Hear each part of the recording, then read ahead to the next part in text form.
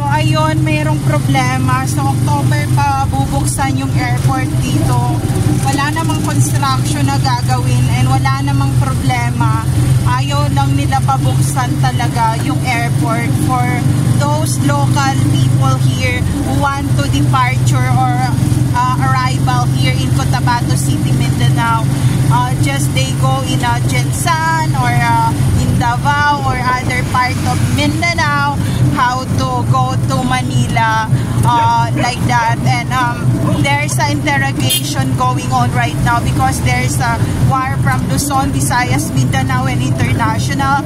So they put all those people one by one by the interrogate. So kung hindi ka makapasa sa interrogate nila, huwag kang pumasok sa airport. Pero kung wala ka namang crime or anything, pwedeng-pwede ka sa airport. So ayun, mahigpit sila ngayon and yun yung reason nila. And sumusunod lang sila sa mataas talaga na nakaposisyon.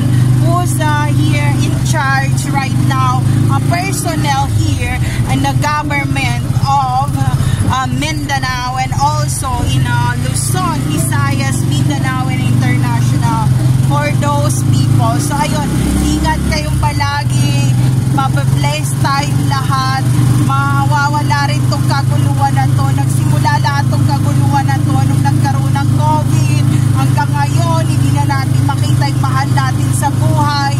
So laban lang, laban Pilipinas. So ayun, so ngayon, pabalik na ako sa kabilang lane.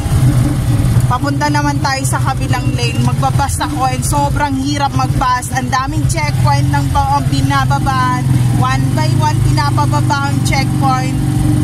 So ayun, bumaba ako na naka-bra at boxer ako. Sinabi nung wag niyo nang kapkapan kasi masyadong malandi yung yung isa doon. Kaya sabi, kapkapan nyo kasi nga prepared na ako, naka-boxer na ako, ganyan. So ang bastos, paakyatin nyo na. So ayun, there's no safe place, no targeted individual out there. Take care always, everyone!